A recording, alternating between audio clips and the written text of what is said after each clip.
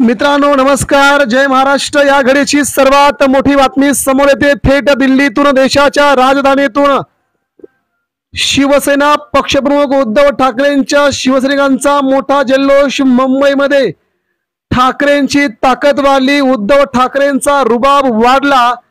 केंद्रीय नेत्यांचे थेट आदेश, उद्धव ठाकरेंना जवळ करा अन्यथा महाराष्ट्रातील, केंद्रातील, देशातील सत्ता जाणार। मित्रांनो, भारतीय जनता पार्टीचे नेते ठाकरेंच्या मातोश्रीवरती नतमस्तक होणार। महत्वाची बातमी मित्रांनो, बघूया देशाच्या राजकारणातून या घडीला संपूर्ण देशात उद्धव ठाकरेंचा रुबाब वाढवणारी आणि ठाकरेंच्या शिवसेनेची ताकद दुप्पट करणारी या घडीची देशातील सर्वात मोठी घडामोड।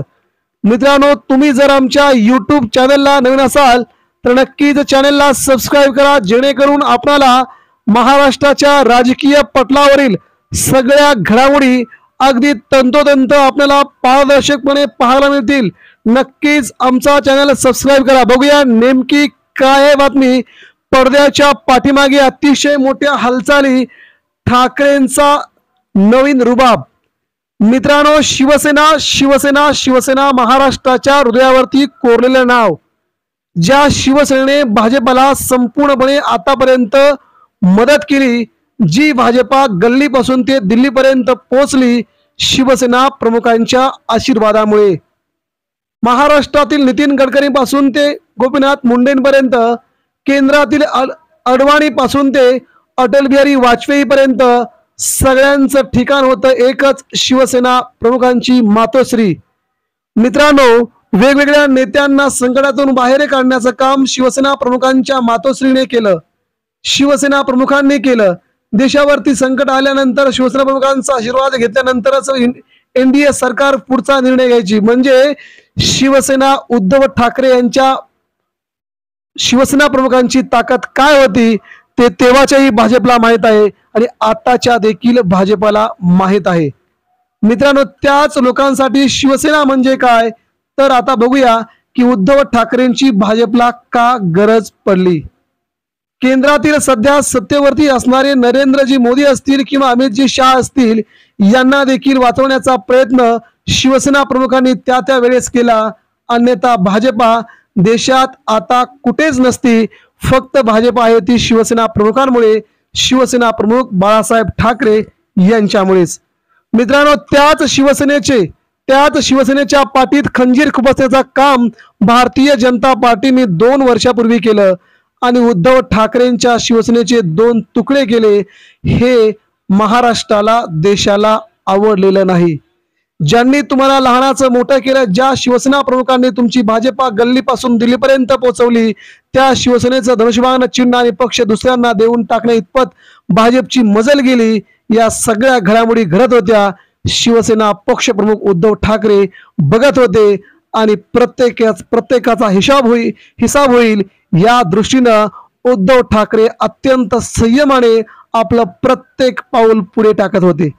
मित्रांनो, अखेर तो दिवस आला ज्या दिवशी शिवसेना प्रमुखांच्या हातातली शिवसेना आणि पक्ष भाजपच्या दबावाखाली निवडणूक आयोगाने एकनाथ शिंदे यांच्या हातात देऊन टाकलं आणि महाराष्ट्रात भाजपच्या विरोधात शिवसेना नेत्यांचा, शिवसेना पक्षप्रमुखांचा संताप अनावर झाला। आता भाजपला कधीच माफी नाही। मित्रांनो, तेव्हापासून ते आजपर्यंत शिवसेना लढत राहिली आणि महाराष्ट्राच्या भल्यासाठी, महाराष्ट्रासाठी, मराठी माणसासाठी शिवसेना पुढे अशीच कायम लढणार असं ठाकरेंनी सांगितलं। परंतु मित्रांनो, दिवस बदलतात, प्रत्येकाचे दिवस येतात। काही दिवस भाजपचे होते, काही दिवस एकनाथ शिंदेचे होते, आता मात्र दिवस केंद्रातूनच उद्धव ठाकरेंच्या हातात येत आहेत आणि हीच जमेची बाजू उद्धव ठाकरेंना आगामी काळामध्ये देशाच्या तख्तावरती बसवणार, हे मात्र जवळजवळ निश्चित आहे। केंद्रातील भारतीय जनता पार्टीच्या बहुतांश जवळच्या मित्रपक्षांनी आता भाजपला धुडकावण्याचे प्रयत्न सुरू केले आहेत। त्यामध्ये पहिला नंबर येतोय चंद्रबाबू नायडू यांचा, दुसरा नंबर येतो तो नितीश कुमारांचा आणि तिसरा नंबर येतोय तो भाजपच्या सोबत असलेल्या लहान मोठ्या पक्षांचा. सगळेच पक्ष आता भाजपची हळूहळू साथ सोडायला लागले आहेत. चंद्रबाबू नायडूंना पंतप्रधान पदाची लॉटरी लागल्यानंतर नितीश कुमारांना जर देशातलं सगळ्यात मोठं पद मिळत असेल तर हे नेते भाजप सोबत का राहतील हा मोठा प्रश्न सध्या भाजपला पडलाय. याच कारणास्तव जेव्हा सगळे नेते सोडून जाण्याची कुणकुण भाजपच्या कानावरती लागली त्यावेळेस मात्र भाजपने आपली पुढची पावलं टाकण्यास सुरुवात केली. भाजपला पहिले आठवले शिवसेना प्रमुख बाळासाहेब ठाकरे आणि त्यानंतर आठवले उद्धव ठाकरे. जी आपल्याला शिवसेनेने 25 वर्षे मदत केली होती त्या शिवसेनेला जवळ करा असे केंद्रातून आदेश लवकरच निघू शकतात. त्याच उद्धव ठाकरेंना जवळ करून आपणाला केंद्राची सत्ता वाचवता येईल. जर केंद्राची सत्ता वाचवली तर महाराष्ट्रातील सत्ता वाचेल असे सध्या भाजपातील नेत्यांना वाटते. त्यामुळेच सध्या उद्धव ठाकरेंच्या खासदारांना मिळणारी सकारात्मक वागणूक, केंद्रीय मंत्रिमंडळामध्ये, संसदेमध्ये उद्धव ठाकरेंच्या खासदारांची होणारी भाजपच्या नेत्यांची रोजची बोलणी, महाराष्ट्रात फडणवीस यांचे उद्धव ठाकरेंना येणारे कॉल्स, आदित्य ठाकरे आणि फडणवीस यांच्या होणाऱ्या मिटिंगा, या सगळ्या घडामोडी एकनाथ शिंदेच्या धडधडी वाढवणाऱ्या आहेत. यामुळे आगामी काळामध्ये महाराष्ट्रात एकनाथ शिंदेची शिवसेना कुठे असेल हे आपल्याला सांगायला नको. परंतु मित्रांनो, या ठिकाणी महत्वाची गोष्ट आहे की जोपर्यंत उद्धव ठाकरेंच्या हातामध्ये शिवसेना आणि धनुष्यबाण चिन्ह येत नाही तोपर्यंत उद्धव ठाकरे पण आणि ठाकरेंचे शिवसैनिक पण भाजप सोबत जायला तयार होणार नाहीत. ही देखील तेवढीच ठाकरेंची विश्वासदर्शक बातमी भाजपपर्यंत पोहोचवण्यात येणार असल्याचं समजतंय. ज्यावेळेस सगळंच ठाकरेंच्या हातात येईल आणि शिंदेंना सत्तेच्या बाहेरचा रस्ता भाजप जेव्हा दाखवेल तेव्हा उद्धव ठाकरेंचे खासदार भाजपला केंद्रात मदत करतील आणि भाजप आपली सत्ता वाचवण्याचा प्रयत्न पुरेपूर करेल. मित्रांनो, ही ठाकरेंची रणनीती आता भाजपला प्रचंड महागात पडू लागली आहे. त्यामुळे इकडे आड तिकडे वीर अशा प्रकारची भाजपची गत झाली असून एकनाथ शिंदेच्या आमदारांचे तर धाबे दणाणले आहेत. आता नेमकं जावं कुणीकडे, उद्धव ठाकरेंकडे की भाजपकडे, अशी त्यांची मोठी पंचायत झाली आहे.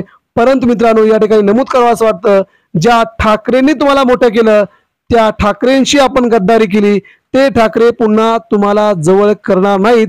ही देखील तेवढीच महत्वाची बाब आहे. मग आपल्या राजकीय करिअरवरती संपूर्ण मोठं संकट आल्याचं सध्या शिंदेच्या खासदारांना, आमदारांना पुढील काही दिवसानंतर वाटायला लागेल. त्यावेळी मात्र त्यांना समजेल शिवसेना पक्षप्रमुख उद्धव ठाकरे हेच खरे होते. आपण जे निघलो ती आपली स्वार्थीपणाची भावना होती, आपलं चुकलं. मित्रांनो, याबद्दल आपल्या काय प्रतिक्रिया नेमक्या शब्दात आमच्याकडे व्यक्त करा. धन्यवाद.